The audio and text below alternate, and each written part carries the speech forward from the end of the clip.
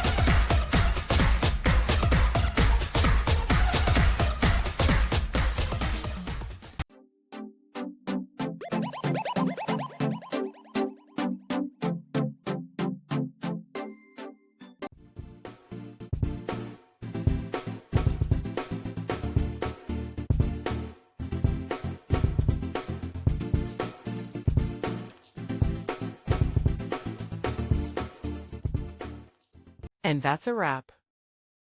I hope you found the answer you were looking for. If you did, take a second to hit that subscribe button. It really helps out. And let me know in the comments which solution worked best for you. See you next time in the Debug Zone.